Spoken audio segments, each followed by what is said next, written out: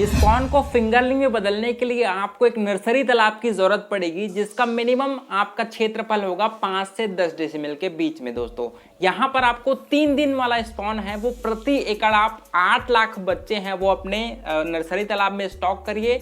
और बात करें अगर फीडिंग की, तो आप अपना जो कंपनी वाली फीड होती है जिसमें 32% वाले फीड आते हैं, जिसको बोलते हैं अपन प्री स्टार्टर, जिसका पाउडर फॉर्म में मेज साइज में आपका फीड होता है, उसको आप खिला सकते हो 5 से 7% के बॉडी वेट के हिसाब से। लेकिन दूसरी बात, अगर आप फार्म पर ही अपना फीड तैयार करना चाहते हो तो आप अपने स्पॉन को 10 दिनों तक कम से कम आप बादाम की खली खिलाइए, और 10 दिनों के बाद आप उसमें 1:1 में राइस ब्रांड या फिर जो राइस पॉलिश होता है उसको आप मिक्स करके अच्छे से उसको भिगा करके आप अपने स्पॉन को फिट करा सकते हो। 45 डेज में ही आपका स्पॉन फिंगरलिंग में बदल जाएगा।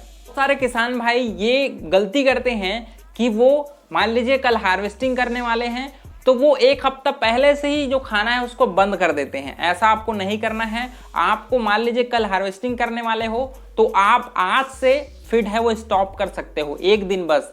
और दूसरी बात, अगर आप हार्वेस्टिंग करने वाले हो, आपको डेट पता है या फिर आपका डिमांड आ गया कि कोई आपको आपकी मछलियों को खरीदने वाला है, तो आपको अपने मछलियों को 1 महीना पहले से ही हाई फैट वाला जो फीड आता है उसको आपको खिलाना है।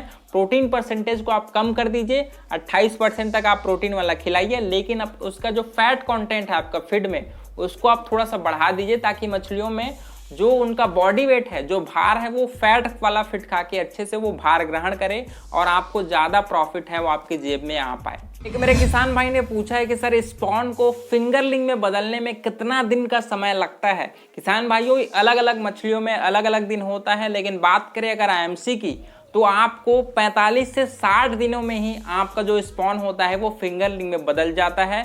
यहाँ पर आपको लेकिन प्रॉपर फीडिंग अच्छे से उसको कराना पड़ेगा। उसके बॉडी वेट या फिर उसके संख्या के हिसाब से आप अपना फीड का जो रेशो है उसको आप मेंटेन करिए। एक मेरे किसान भाई ने पूछा है कि सर स्पॉन को कैसे ट्रांसपोर्ट किया जाता है। इसको ट्रांसपोर्ट करने के लिए स्पॉन को आपको 3 चीज़ों की जरूरत पड़ती है। पहला आपकी पॉलीथीन बैग, तीसरा आपकी रस्सी, तीसरा आपका ऑक्सीजन सिलेंडर। सबसे पहले आपको 20 लीटर कैपेसिटी वाली एक पॉलीथीन लेनी है।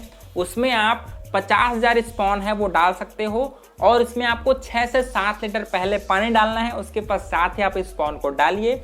उसके बाद उसमें 2/3 पार्ट आप उसमें ऑक्सीजन है वो अच्छे से भर दीजिए। फिर उसको अच्छे से घुमाइए और रस्सी से अच्छे से उसको टाइट करिए, और आसानी से आप 12 घंटों तक आप उस एयर टाइट उस डिब्बे को आप ट्रांसपोर्ट कर सकते हो, आप जहां भी चाहो वहां। किसान भाइयों, जब भी आप अपने तालाब में मछली छोड़ने वाले हो उसके 15 दिन पहले ही आपको अपने तालाब का तैयारी करना होता है। तैयारी करने का 2 प्रोसीजर होता है। पहला आपका होता है आपको चूना डालना है। आप अपने तालाब में 2 फीट पानी डाल दीजिए, उसमें कम से कम पर एकड़ के हिसाब से 80 किलो चूना है वो अपने तालाब में डाल दीजिए। तालाब में जब चूना अच्छे से मिक्स हो जाए तो हफ्तों भर बाद आप उसमें 1 टन है वो गोबर का खाद है उसको पहले फर्मेंटेट करिए। उसमें गोबर के साथ आप सिंगल सुपर फास्फेट, यूरिया और ईस्ट, उसके साथ थोड़ा सा 5 किलो मोलासेस है उसको डाल करके 72 घंटों तक उसको फर्मेंटेट करिए। फिर उसको बाल्टी की मदद से उसका जो स्लरी होता है उसको तालाब में सभी तरफ छिड़काई कराइए, और उसमें फिर 2 फीट पानी डाल दीजिए। टोटल 4 से 5 फीट पानी होने के पश्चात आप उसमें फिंगरलिंग बच्चा है वो अच्छे से छोड़ सकते हो। एक मेरे किसान भाई ने पूछा है कि सर तालाब में कितने दिनों में हम लोग गोबर की छिड़काई करानी चाहिए। ये आपकी तालाब की प्रोडक्टिविटी पर डिपेंड करता है। आपका पानी अगर एकदम ज़्यादा ग्रीन दिख रहा है तो समझ लीजिए आपके तालाब में प्लैंकटन का लेवल है वो ज़्यादा हो गया है। आप अपने तालाब के पानी को देखकर ही जान जाना चाहिए कि आपको आपके तालाब में गोबर की ज़रूरत है कि नहीं। अगर पानी थोड़ा सा साफ दिखे तो आप उसमें 15 दिनों में एक बार आप प्रति एकड़ आप 500 किलो गोबर का छिड़काई है वो कर सकते हो।